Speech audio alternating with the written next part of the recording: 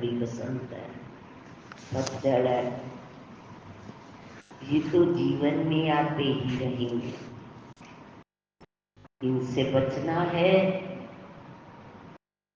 सर्दी में वस्त्र पहन लेते हैं, गर्मी में जैसा हमारे पास धन होता है उसके अनुसार कूलर या एसी लगा लेते हैं, पर रहता सब कुछ है और हम अपने कामों में व्यस्त रहते हैं। जिसका बुद्धि जितनी होती है उतनी सांसारिक काम करता है या आध्यात्मिक काम करता है, ये हमारी बुद्धि पर निर्भर होता है, हमारे विवेक पर निर्भर है। हमने कितना आगे बढ़ना है,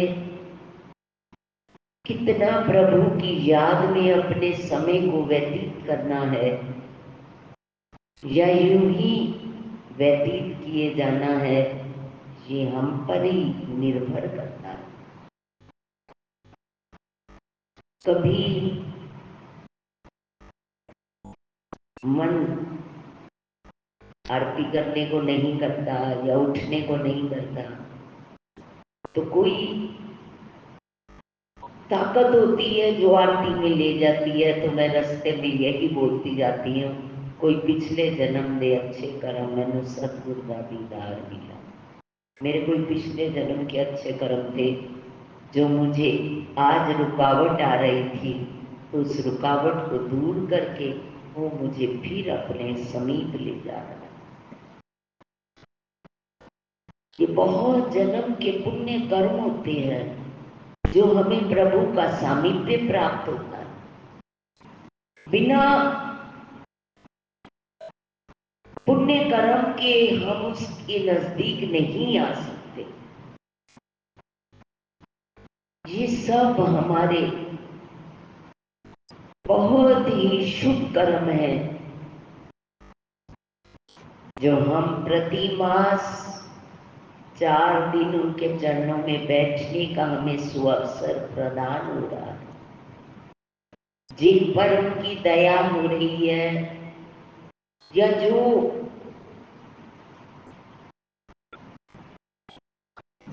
तीन प्रकार के व्यक्ति होते हैं, ज्ञानी तो आत्मयी, ज्ञानी तो आत्मा है, जिज्ञासु जिसके अंदर जिज्ञासा होती है मैं कौन हूं, क्यों आया, अर्थार्थी धन की कामना के लिए, जैसे ध्रुव राज्य की कामना के लिए आए, आरती दुखी, 4 प्रकार से व्यक्ति आते हैं। जैसे द्रौपदी दुखी होकर प्रभु के चरणों में, तो प्रभु ने क्या नहीं दिया, पर हमारी तड़प सच्ची हो। ये गुरु महाराज जी किस रूप में ला रहे हैं, कौन से भक्त है, आरती या अर्थार्थी या जिज्ञासु या ब्रह्म ज्ञानी, ये तो गुरु महाराज जी तोल गए होंगे। हम किस कक्षा में बैठे हैं, परंतु खेलते खेलते एक दिन सच की ओर बढ़ ही पड़ेंगे। इसी आशा से हम उनके श्री चरणों में बैठे हैं। श्री गुरु महाराज जी हमारे जीवन में वो रस भर दो, वो प्रेम भर दो, वो आनंद भर दो। जैसे जल में बैठकर ना भी चाहोगे, स्नान करते हुए गर्मियों में 1 घंटा रोम रोम ठंडक से भर जाता है, ऐसे ही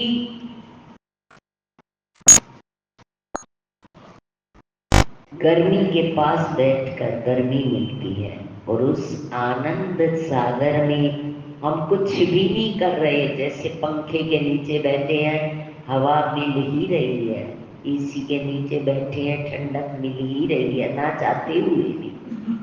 ऐसे ही इनके चरणों में बैठकर आनंद ना मिले ये हो ही नहीं सकता।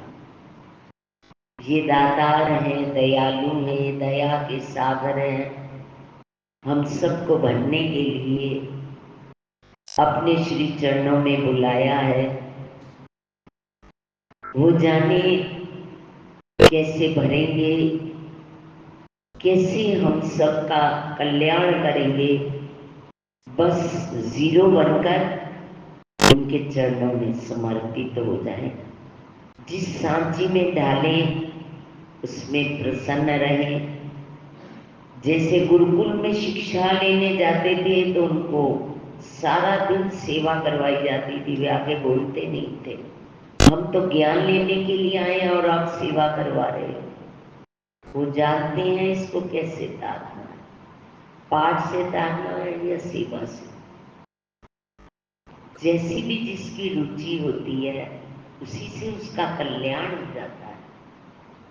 कोई भजन बोल के भी तर जाता है, कोई सत्संग करके तर जाता है, कोई नाम जप के तर जाता है। सब रास्ते हैं चलने के, चले बस। ये अच्छा है या बुरा ये छोड़ दे, चले तो सही, वो अपने आप तार लेंगे। पर दुनिया जैसे तामसेन था, गाता था राजा को खुश करने के लिए, कहता तेरी बहुत सुंदर आवाज है। कहने लगे आपने कभी मेरे गुरु की आवाज नहीं सुनी?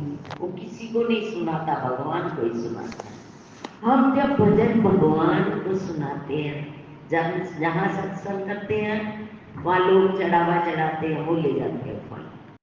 हम लोगों को सुनाते हैं मान प्रतिष्ठा के लिए, तो वो प्रसन्न होकर चले जाते हैं। हमारा सारा तप वहाँ चला जाता है। जहाँ केवल हम गुरु महाराज जी के लिए सुनाते हैं, चाहे भजन, गुरु महाराज जी के टाइम पे सत्संग वृक्षों को भी जा जाके सुनाया करते थे, उसी से तर गए। चाहे नाम जब चले तो सही, चाहे प्रार्थना करें तो सही, वो सुनते हैं, दिल की हर बात को जानते हैं। पर हम इधर उधर भटकते रहते हैं, इसी से कभी नीचे कभी ऊपर होते रहते हैं।